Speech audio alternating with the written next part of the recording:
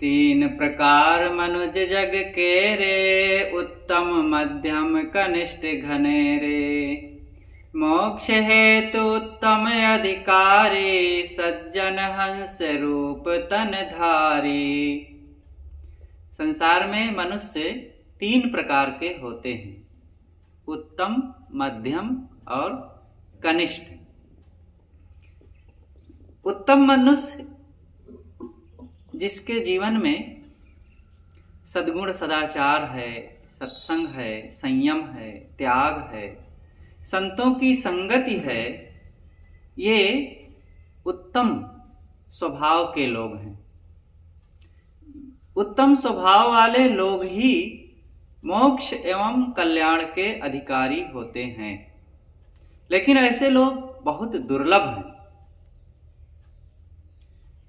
ऐसे सज्जनों का मानो पहले से ही हंस रूप है, वे कल्याण के लिए ही आए हुए हैं।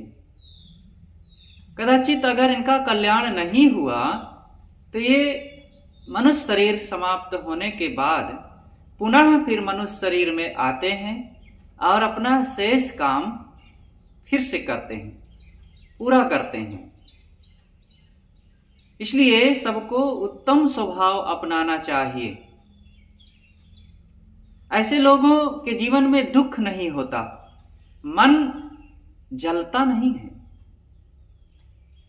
लेकिन जो उत्तम स्वभाव को नहीं अपनाते हैं, उनके जीवन में शोक, पीड़ा और मानसिक जलन और मनोविकारों का साम्राज्य फैला रहता है। इनको कबहू संतोष न आवे। साहब ने एक जगह कहा है ना, अमली लोग खुमारी तृष्णा, कतहु संतोष न पावे। ऐसे लोगों को कभी भी संतोष नहीं मिलता है, शांति नहीं मिलती है। इसलिए सबको उत्तम स्वभाव अपनाना चाहिए। तीन प्रकार के मनुष्य होते हैं। साहब ने एक बहुत बढ़िया उदाहरण इसमें दिया है कि मनुष्य के तीन प्रकार। एक तो वे होते हैं जो लूले और लंगड़े हैं, दूसरे वे हैं जो अंधे हैं, और तीसरे वे हैं जो सर्वांग संपन्न हैं। लूले और लंगड़े कौन हैं? लूले लंगड़े लोग वे हैं जो ना कभी सेवा करते हैं, ना सद्कर्म करते हैं, ना अपनी चीजों का कभी किसी के लिए दान करते हैं। ये सब लोग लूले लंगड़े हैं। सत्संग में जाना ही नहीं है, सत्संग उनको अच्छा ही नहीं लगता है। अब कहते हैं कि क्या जरूरत है वहां जाने की, हमारे पास क्या कमी है, घर है, धन है, बाल बच्चे हैं, रुपए पैसे हैं, जमीन है, दुकान है और गाय भैंस है, सब कुछ है। चीजों के मोह में ही बाहर से थोड़ी सी कुछ भौतिक उपलब्धियां मिल गई हैं, बस इसी को सब कुछ मान लिए हैं। जो जीवन में हमारे शांति देने वाली बातें हैं, जो लोक और परलोक को उज्जवल बनाने वाली हैं, उनकी याद ही नहीं करते, उनके बारे में उनको सोच ही नहीं उत्पन्न होती है। ये लोग लूले लंगड़े हैं। दूसरे वे हैं जो अंधे हैं। अंधे का मतलब जिन्हें कुछ दिखाई नहीं देता, केवल रात दिन विषय वासनाओं को ही सोचते हैं, उसी में डूबे रहते हैं, देह को सजाते हैं और देह में आसक्त रहते हैं। ये अंधे हैं, इनको कुछ दिखाई नहीं देता है। धर्म परमार्थ, कर्म कुकर्म, सद्गुण सदाचार, सेवा सत्संग, इनको कुछ दिखता ही नहीं है। बस वर्तमान में विषयों को भोगो, रात दिन उसी में डूबे रहो, यही इनकी जिंदगी की उपलब्धि रहती है। और थोड़े दिनों में सब बर्बाद होकर के मर जाते हैं। तीसरे वे लोग हैं जो सर्वांग संपन्न हैं। सर्वांग संपन्न जो दान करता है, जो सेवा करता है, स्वाध्याय करता है, कल्याण मार्ग में लगा रहता है। अतएव जो उदार है, पुरुषार्थी है, परोपकारी है, दानी है, ये लोग सर्वांग संपन्न है। इनके जीवन में संपन्नता है। यहां पर लूले लंगड़े, अंधे और सर्वांगता का मतलब शरीर से नहीं है। एक बाहर शरीर है, एक भीतर हमारे व्यक्तित्व का शरीर है। बाहरी शरीर तो कुछ दिन के लिए ठीक रह भी सकता है, लेकिन जो हमारा वैचारिक व्यक्तित्व है उसका सही होना जरूरी है। इसलिए सब इंसानों को, सभी मनुष्यों को सर्वांगता की तरफ चलना चाहिए। शरीर कदाचित किसी का विकलांग है या किसी ढंग से संपन्न नहीं है तो भी कोई बात नहीं,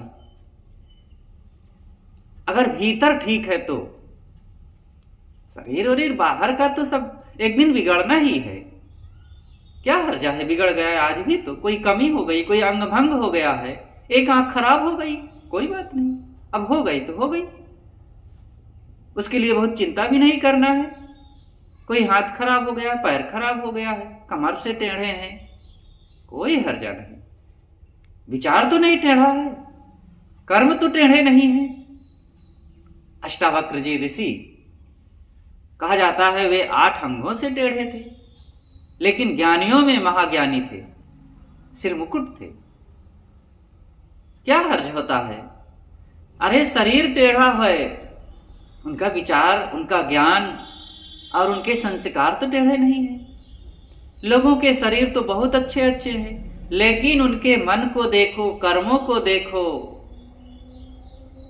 तो आश्चर्य लगता है कि ऐसे सुंदर लोग, ऐसे सभ्य दिखने वाले लोग और ऐसे पढ़े लिखे शिक्षित लोग भी इतने नीच स्वभाव के हो सकते हैं, इतने गंदे मन के हो सकते हैं, इतने क्रूर हो सकते हैं, कल्पना नहीं होती है।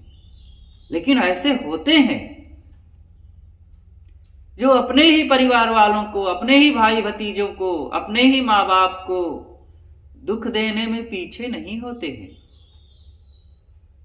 अरे विचार करके देखा जाए तो सब अपने ही हैं, लेकिन ये अपने स्वार्थवश पढ़ करके लोग, अब कौन सा स्वार्थ है? जीव का स्वार्थ, विषय भोगों का स्वार्थ, यही तो है। नहीं, किसे अपना कहा जाए, किसे पराया कहा जाए। जिसे आज पराया कहते हैं, न जाने पूर्व पूर्व जन्मों में वही हमें पैदा किए होंगे अनेक बार, और हमने उनको कितनी बार बेटा बेटी बनाया होगा, पैदा हमने किया होगा। और जिसे अपना कहते हैं, न जाने कितनी बार वो हमें डंडों से, लाठी से पीट डाले होंगे, और हमारे साथ न जाने कितनी बार दुश्मनी साधे होंगे। कोई पराया नहीं है, कोई अपना नहीं है। अंततः जहां हैं, जिनके आसपास, उनके साथ सुंदर बर्ताव करना हर इंसान का कर्तव्य है। देखो, अन्य जो पशु हैं, प्राणी हैं, वे कहीं भी रहते हैं, किसी के पास थोड़ी देर अपरिचित बन के रहते हैं। अपरिचित बनने से थोड़ा सा परायापन दिखा देते हैं, लेकिन थोड़े दिन या थोड़े समय रह लिए और सब उसी में घुल मिल जाते हैं। और ये मनुष्य नहीं अपना मान पाता है। 1000 किलोमीटर दूर रह करके भी जिससे मोह है, रात दिन उसी को जपता है, और जिसको पराया माने हुए है, बहुत दूर हो करके भी उनसे द्वेष भाव बनाए रखता है। तीसरा उदार और पुरुषार्थी है, यही संपन्न है। साहब कहते हैं, यह दान करता है, संत सेवा करता है तथा सत्संग स्वाध्याय करके कल्याण मार्ग में लगा रहता है। अतएव मनुष्य को उदार तथा पुरुषार्थी होना चाहिए। इस संसार में कोई किसी का नहीं है, सबके कर्म और कर्मफल भोग अलग अलग हैं, स्त्री पुत्र मित्र बंधु बांधव कोई किसी के कर्म फल भोग में साझीदार नहीं हो सकता। प्रत्यक्ष है, पुत्र के पैर में लगी हुई चोट को पुत्र ही भोगता है। माता पिता उसमें कोई सहायता नहीं कर सकते, वो केवल हाय हाय कर सकते हैं। मेरा भैया, मेरा बच्चा को ये दुख हो गया, ये तकलीफ हो गई, थोड़ा सा बाहर से दवाई कर सकते हैं, लेकिन उसके कष्ट को कितने दिन कष्ट रहेगा और उस कष्ट में और वृद्धि होगी कि कम होगा, ये तो वो बच्चा ही भोगेगा और उसके कर्मों के अनुसार होगा। किसी को कोई चोट लग गई और दवाई पानी हो गई, ठीक हो गया, बिना दवाई के ठीक हो गया, बहुत जल्दी ठीक हो गया। किसी को चोट लग गई, जल्दी ठीक ही नहीं होता है, बहुत दवाई किया गया फिर भी ठीक नहीं होता है और बढ़ जाता है। उसी बहाने अनेक और रोग आ जाते हैं और सारा पैसा भी खराब हो जाता है। ये क्या कारण है? अपने अपने कर्मों के अनुसार ही तो सब हो रहा है। कोई किसी का साझीदार नहीं है, सबको अपने अपने कर्मों के अनुसार ही सुख दुख मिलते हैं। इसलिए अपनी कमाई आपकी, ना माई ना बाप की, किसी के लिए कभी भी पाप ना करें। किसी के लिए बन सके तो उसकी सेवा कर दो, लेकिन निष्काम होकर के। सकाम भाव रखेंगे तो ये सकामता भी जितने बारीकी से जाएंगे और आप अपने कल्याण के निकट पहुंचेंगे, उतने बारीकी से सावधानी रखना पड़ेगा। मोटे स्तर से देखा जाए तो सेवा करना चाहिए, कोई बात नहीं। कुछ फल पाने की इच्छा रख करके सेवा करो। हमें ऐसा करेंगे तो हमें ये लाभ मिलेगा, हमारे बुढ़ापे में ऐसा फायदा हो जाएगा, और हम इनकी सेवा करेंगे तो ये भी हमें कभी काम आ जाएंगे, हम इनको आमंत्रित करेंगे तो अच्छा है, इनसे व्यवहार बन जाएगा हमारा, ये भी कभी 4 दिन में पूछेंगे, खिलाएंगे। कोई बात नहीं, ऐसी ही भावना रख करके करो, तो कुछ तो करो। लेकिन जो सबसे ऊंची बात यह है कि परोपकार करो, सेवा करो, दान करो, किसी के लिए कुछ करो, लेकिन फल पाने की इच्छा ना रखो। इससे करने वाले के संस्कारों में और मजबूती आती है और उसको संतोष मिलता है। चेष्टा कर लिए कि नहीं ऐसा करेंगे तो ऐसा लाभ मिलेगा, तो उतना हल्का हो गया और सकाम भावना आ गई। दुख के बीज हमने थोड़ा सा उसमें मिला दिया है, कदाचित वो ना किया तो मन में यही होगा कि देखो हमने इसके साथ इतना किया और ये नहीं किया, बड़ा स्वार्थी है। देखो अब यहीं से विचार हमारे बदलने लग गए, बड़ा स्वार्थी है, थोड़ा सा पाप आ गया ना, अगले के लिए हमने कुछ हीन भावना मन में ला लिया। ये सकाम भावना, फल पाने की इच्छा जो है, जितना पुण्य नहीं कराती है, कभी कभी उससे ज्यादा पाप करा डालती है। सकाम भावना न रखते, बच्चे को निष्काम भाव से सेवा करते, ठीक है पैदा हो गया है तो हम पालेंगे पोसेंगे, इसको संस्कारी बनाएंगे, आगे बढ़ाएंगे, ठीक है। लेकिन अब ये भाव रखे हैं कि ये बड़ा होकर के ऐसी सेवा करेगा, इतना हमारा देख रेख करेगा, हमारा नाम चलाएगा। अब ये तो सोच लिए, अब 4 दिन के बाद वो अपने ढंग से जिएगा, अपने ढंग से रहेगा, करेगा और हमारी सेवा नहीं करेगा, हमारे पास नहीं बैठेगा और हमारा नाम चलाने को क्या कहें, नाम को डुबाने लग गया। तो अब बड़ा मन में क्रोध आ रहा है, वैर आ रहा है, विरोध भाव उत्पन्न हो रहा है, उसके लिए कुढ़ रहे हैं, गलत सोच रहे हैं। अब जितना अच्छा नहीं किए उसके साथ, उससे बहुत ज्यादा अब परिणाम में हम बुराई करने लग गए। इसीलिए लाओ त्से ने कहा है कि प्रेम के साथ बैर छिपा रहता है। इसलिए प्रेम तजो जग प्रेम बैर दुखदाई, विशाल देव ने कहा है ये प्रेम और बैर दोनों को त्यागो। बहुत किसी से प्रेम करेंगे तो निश्चित है दूसरे से बैर हो जाएगा। हम किसी से प्रेम कर रहे हैं और उसका कोई बैरी है तो वो हमारा प्रेमी बन जाएगा। प्रेमी का प्रेमी हमारा प्रेमी होता है, और बैरी का प्रेमी, कोई बैरी है हमारा और उसका प्रेमी वो हमारा प्रेमी बन जाता है। ये इतना सघन है कि बड़ा मुश्किल है। इसलिए कुल मिलाकर के निष्काम रहना बहुत महत्वपूर्ण है। निष्काम रहो। सदगुरु विशाल देव ने कहा है, राग द्वेष यम जाल है, तेहि बस जीव बेहाल, ताहि जीत गुरु बुद्धि ले, सुखिया साधु सुचाल। राग और द्वेष ये यम जाल है, यमराज है। यमराज के लिए कहा जाता है कि आदमी को मारता है। ऐसे ही ये राग और द्वेष क्या कर रहे हैं? ये मार रहे हैं सबको, केवल दुख दे रहे हैं। राग करेंगे, किसी से राग करेंगे तो राग का क्या फल होगा? उसकी याद आएगी, बार बार खटक होगी, उसको देखे बिना नहीं रहा जाएगा, उसके पास बैठे बिना नहीं रहा जाएगा, उससे बात किए बिना नहीं रहा जाएगा, उसी को खिलाने का मन होगा, उसी को जोड़ने का मन होगा, उसी को आगे बढ़ाने का मन होगा।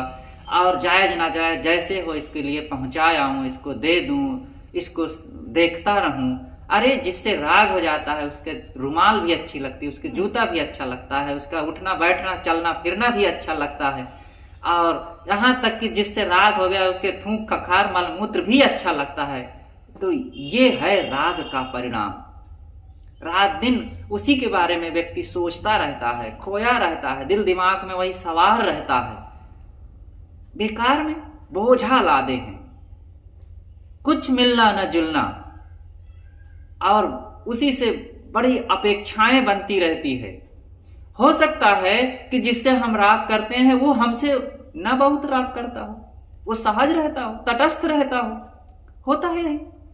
जो माता पिता अपने बाल बच्चों से मार रागे राग करते हैं, उसके लिए रात दिन सोचते हैं, और बच्चा नहीं सोचता है इतना कुछ, कि केवल हमारे मन की कमजोरी है। अब केवल माँ बेटे में ही नहीं होता, पति पत्नी में होता है, मित्र मित्र में होता है, कहीं भी ये मन ऐसा है, कहीं भी लगा दो। अरे नहीं मनुष्य में तो बिल्ली के बच्चे में मोह हो जाता है, बकरी के बच्चे में मोह हो जाता है। वो भरत जी की कहानी तो याद होगी, सुखदेव मुनि की, कि वे जंगल में थे, एक हिरनी आई, उसको सिंह ने खदेड़ा, वो गर्भवती थी, और छलांग लगाई एक नाला को पार करने के लिए, तो उसका बच्चा गिर गया। और हिरनी तो भाग गई, लेकिन वहां पर वो ऋषि थे और देखे बच्चे को तो उठा लाए। अब उसको पालने पोसने लगे, उसको खिलाने पिलाने लगे। अब वो बच्चा थोड़ा बड़ा हुआ तो इधर उधर फुदकने लगा, कूदने लगा, तो संभालने लगे कि कहीं कोई जानवर ना आ जाए, कोई शिकारी ना आ जाए, नहीं तो इसको मार डाले। तो बड़ी रक्षा करने लगे। अब ध्यान में बैठे हैं तो ध्यान में वो हिरन का बच्चा ही कूद रहा है। जब हो तो उसी की याद आती रहे, और यही करते करते उनका शरीर छूट गया। तो अगले जन्म में वो खुद हिरन हो गए, हिरन की खानी में गए। अब हिरन तो बन गए, लेकिन पूर्व जन्म की याद उनको रहती थी कि मैं कितना त्यागी था, ज्ञानी था, ध्यानी था, ऋषि था, और एक हिरन के बच्चे में मोह करने के कारण आज मैं हिरन हो गया हूं।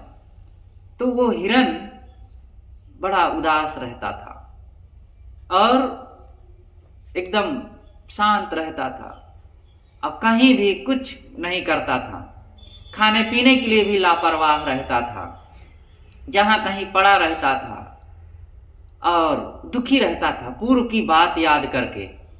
थोड़े दिनों में वो मर गया। अब मर गया तो अब की बार फिर मनुष्य शरीर में आए, और अब की बार सोच लिए कि किसी से लगाव रखना ही नहीं है। ये मोह करने से, लगाव रखने से बहुत दुख मिलता है, जीवन खराब हो जाता है। तो कहा जाता है कि वे 12 वर्ष तक तो माँ के गर्भ में रह गए। ये पैदा होंगे, संसार को देखेंगे, मोह हो जाता है, हम संसार में आएंगे ही नहीं। लेकिन पैदा हुए तो जैसे पैदा हुए नारा बेमारा लेकर जंगल को भाग गए। उनके पिता व्यास जी और बेटा बेटा कह के पुकारते रहे, लेकिन वो एक भी ना सुने और भाग गए जंगल में और सन्यासी हो गए, त्यागी हो गए। अब की बार कहीं भी मोह नहीं किए, किसी तरफ ध्यान नहीं दिए और साधना का काम किए, वैराग का काम किए और फिर मुक्त हुए। ये कहानी गढ़ी गई है और इसमें काफी कुछ सच्चाई भी है। कोई 12 वर्ष तक गर्भ में नहीं रह जाता है। और गर्भ में कौन बड़ा सुख है कि संसार में बहुत दुख है इसलिए मैं पैदा ही नहीं होऊंगा, गर्भ में रहूंगा। तो गर्भ में कौन बड़ा सुख है? कहने का मतलब यह है कि 12 वर्ष की उम्र होते ही जैसे ही होश संभाले और सब छोड़ छाड़ करके साधक हो गए, साधना में लग गए। और उनके माता पिताजी रोकते रहे लेकिन एक भी ना सुने, कहीं भी नहीं, किसी से मोह नहीं करना है। तो ये तजो जग प्रेम बैर दुखदाई, ये प्रेम बहुत दुख देता है। गोस्वामी जी ने भी इसके लिए बहुत बढ़िया वचन कहा है, मिलत एक दारुण दुख देही, बिछुरत एक प्राण हरि लेही। एक मिलते हैं तो बहुत दुख देते हैं और एक बिछुड़ते हैं तो बहुत दुख देते हैं। मिलने पर कौन दुख देता है? बैरी, दुष्ट स्वभाव के लोग, चोर बदमाश लोग जब मिलते हैं तो बहुत दुख देते हैं, चीजें उठा ले जाते हैं, डंडों से पीट डालते हैं, अपमान करते हैं, कटु कहते हैं। तो ये मिलने पर दुख दिए। मिलत एक दारुण दुख देही और बिछुरत एक प्राण हरि लेही। और एक ऐसे होते हैं जो बिछुड़ते हैं तो मानो प्राण ही चले गए हमारे। वो कौन है? प्रेमी, जिससे बहुत प्रेम है।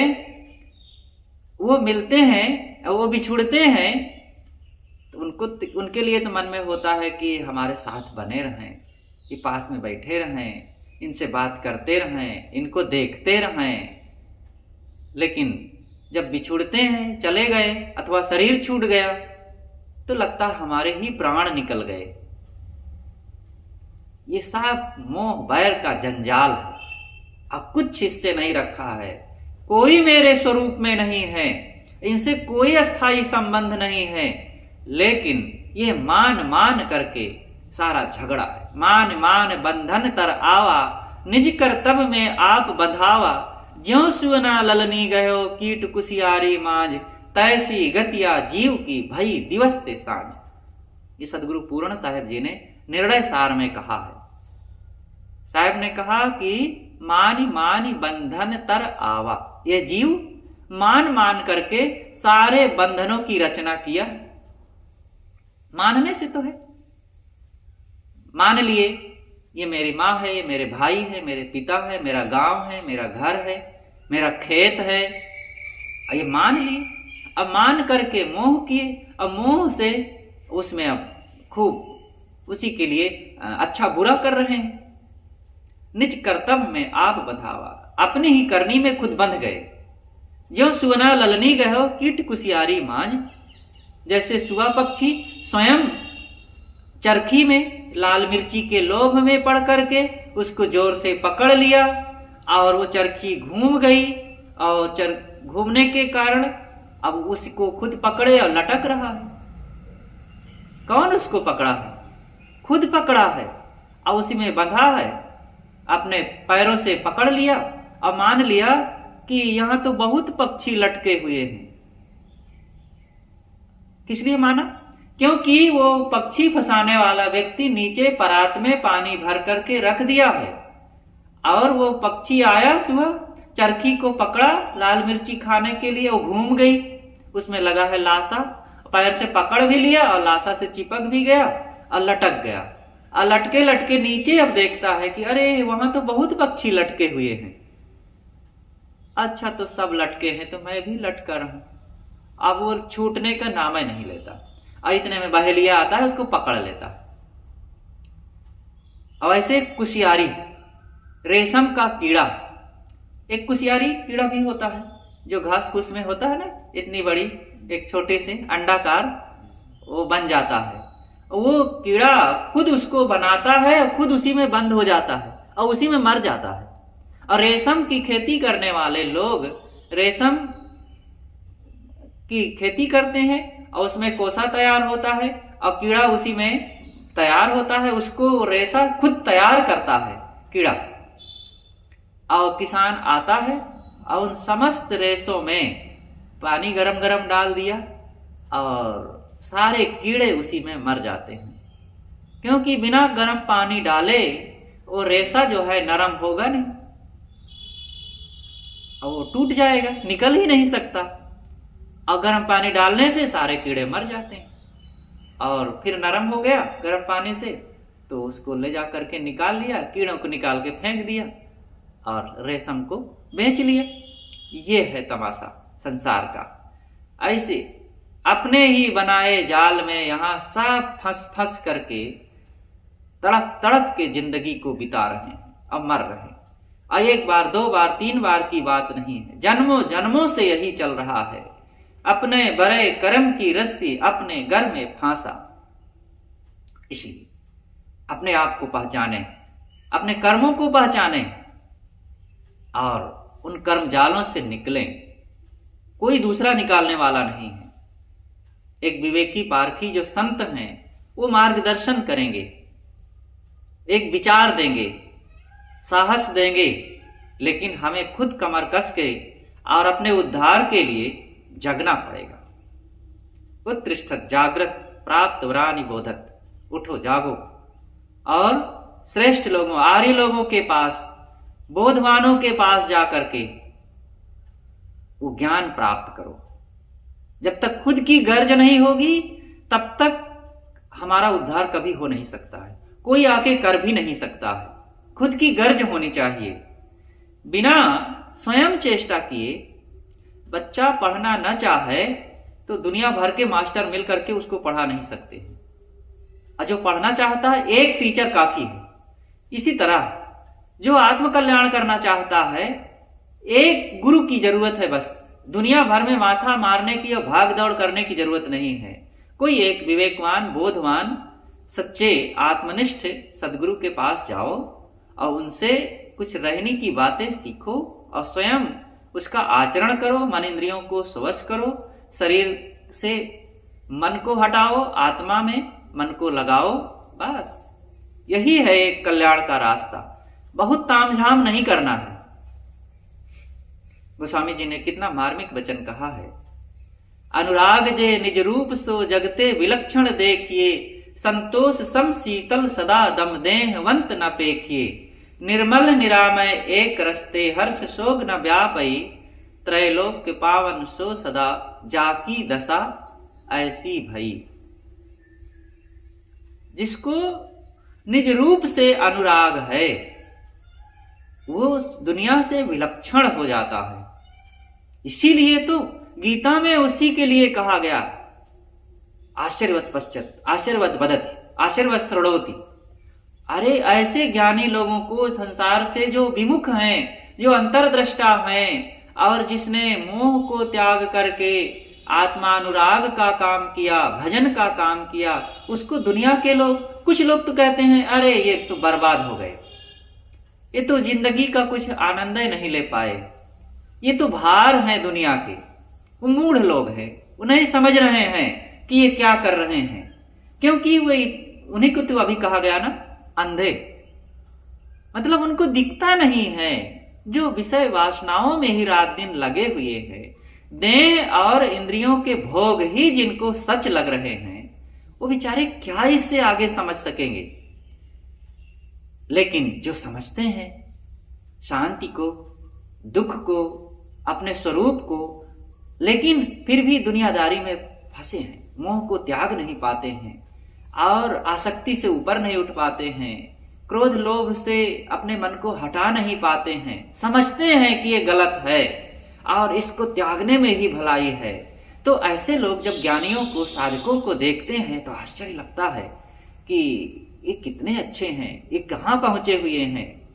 तो आश्चर्य लगता है। और जिनको ऐसे लगता है वे ही लोग फिर कुछ उनके प्रति आकर्षित होते हैं, और जब आकर्षित होते हैं तो अपने दोष दुर्गुणों को त्यागने के लिए कुछ सोचते हैं, पुरुषार्थ करते हैं, और धीरे धीरे पुरुषार्थ उनका बढ़ता जाता है तो वही आगे बढ़ जाते हैं। तो ये काम करना चाहिए, करने से होगा। तो सभी महापुरुषों ने ये बात कहा है। गोस्वामी जी ने भी इस पर बहुत कील ठोका है बीच बीच में। संतोष सम शीतल सदादम देहवंत न पेखिए।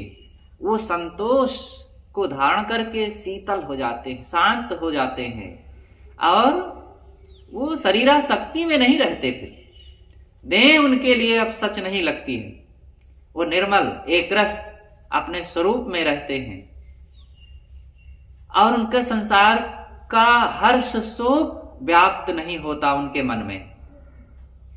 इसलिए साधक को इन बातों पर खूब मनन करना चाहिए, सावधान होकर के अंतर्दृष्टा बनकर आत्म कल्याण के लिए काम करना चाहिए। इस संसार में कोई किसी का नहीं है, सबके कर्म तथा कर्म फल भोग अलग अलग है। स्त्री पुत्र मित्र बंधु बांधव कोई किसी के कर्म फल भोग में साझीदार नहीं हो सकता।